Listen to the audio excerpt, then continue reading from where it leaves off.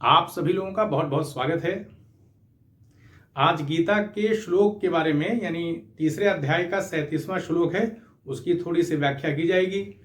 अभी जो है आपके सामने बहुत क्वालिटी नहीं पेश की जा पा रही, इसीलिए इसको व्हाइट में लिखा है ताकि आपको दिखे, क्योंकि जो फ़ोन था मेरा वो अचानक अपडेट करने पर उसमें प्रॉब्लम हो गई, ग्रीन स्क्रीन ऊपर हो गई तो उसको वापस फिर भेजना पड़ा। थोड़ा सा उसमें समय लगता है क्योंकि 1 साल से ऊपर का समय है, तो कंपनी का अप्रूवल होता है तो वो कुछ ही दिनों में आ जाएगा।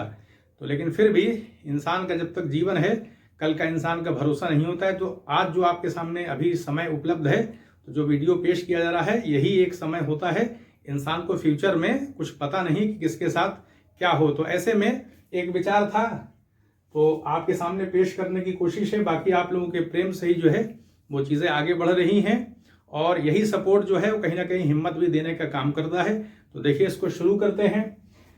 काम के बारे में बताया जा रहा है, गीता के तीसरे अध्याय के 37वां श्लोक है, जिसमें बताया जा रहा है ये काम जो होता है यानी इच्छा की बात हो रही है, और जो राग होता है उसको भी इच्छा कहते हैं। राग जो है काम स्थूल रूप होता है, राग जो उससे भी सूक्ष्म होता है।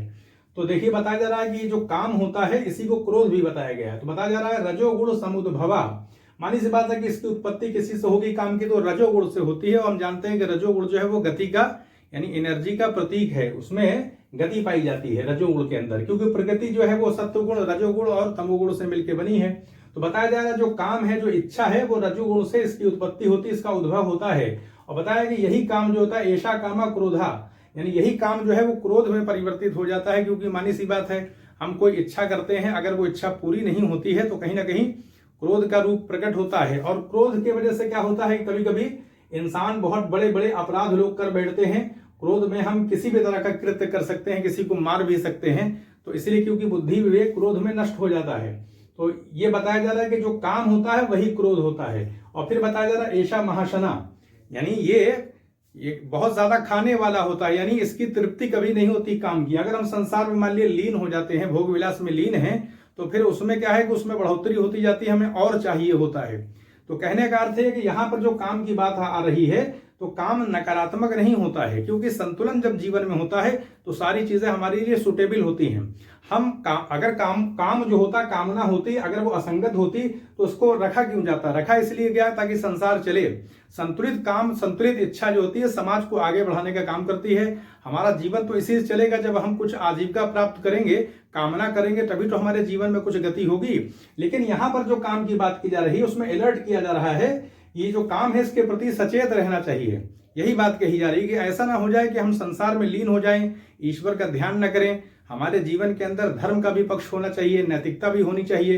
तो ऐसा ना हो, क्योंकि काम के अंदर ऐसी शक्ति होती है, क्योंकि रजोगुण से उत्पन्न होता है, आकर्षण बहुत ज्यादा होता है, ऊर्जा होती है, तो हमको गलत कामों में खींच सकता है।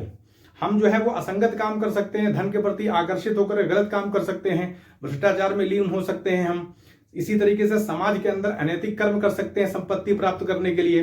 तो बहुत सारे रूप होते हैं। राजनीतिक इच्छा होती है जिसमें हम गलत काम कर सकते हैं। किसी मान लीजिए राजनेता के पद पे हम विधायक हैं, सांसद हैं, तो काम के प्रभाव में आ सकते हैं। तो काम तो सभी के ऊपर कहीं ना कहीं असरअंदाज होता है, उसका एक असर होता है। तो इसलिए काम के प्रति यहाँ पर सचेत रहने की बात कही गई है। काम को जो है वो बुरा नहीं कहा गया है, क्योंकि बुरा कहने की बात नहीं है, क्योंकि एक सचेत बताया जा रहा है कि काम को लेकर के अलर्ट रहना चाहिए। ये हमें संसार में लीन कर सकता है, भोग विलास में आगे बढ़ा सकता है, हमसे पाप करा सकता है। तो इसीलिए कहा गया है इसको ऐशा महाशना, इसकी कभी तृप्ति नहीं होती, बहुत खाने वाला होता है। यानी लगातार इच्छा जो है बढ़ती चली जाती है, रुकती नहीं है, और हमारा समय चला जाएगा तो हम ईश्वर का ध्यान नहीं कर पाएंगे।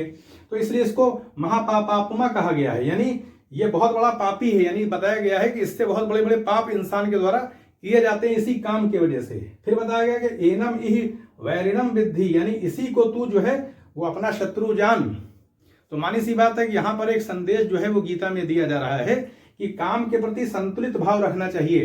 काम हमारे जीवन में सहायक भी होता है, लेकिन अगर हम ये, क्योंकि रजोगुण से उत्पन्न है तो इसके अंदर आकर्षण होगा, हम लिप्त भी हो सकते हैं। तो हमें अपने ऊपर कंट्रोल रखने के लिए हमें मतलब अलर्ट किया जा रहा है कि हम इसके प्रति जो है वो असावधानी न रखें, यानी अलर्ट रहें, ताकि इसके जो है जाल में फंस के हम संसार में लीन हो जाएं, ईश्वर का ध्यान न करें।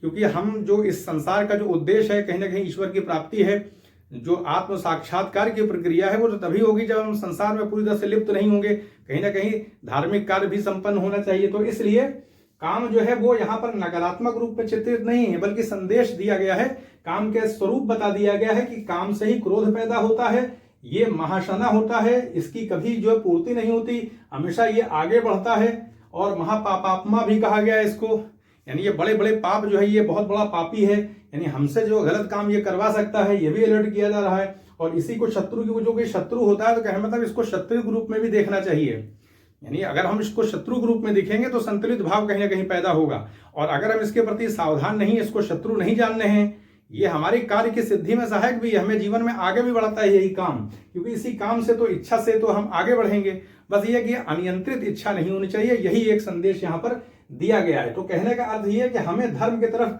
खींचने का भी एक संदेश है कि हम संसार में न भटक जाएं, बल्कि ईश्वर का भी ध्यान करें, धार्मिक जो भी विधि विधान है उसको भी पूरा करते रहें। जब जीवन में संतुलन होता है, कहीं मध्यम मार्ग होता है, तो उसकी सिद्धि हमारे लिए सही होती है। तो यही संदेश होता है, बहुत सारी बातें किसी संदेश में छुपी होती हैं। तो यही बात आपके सामने, इसी विचार को प्रस्तुत करना था। तो यहीं पर अनुमति दें, चैनल को सब्सक्राइब भी करें, शेयर भी करें। आप सभी लोगों का बहुत बहुत धन्यवाद।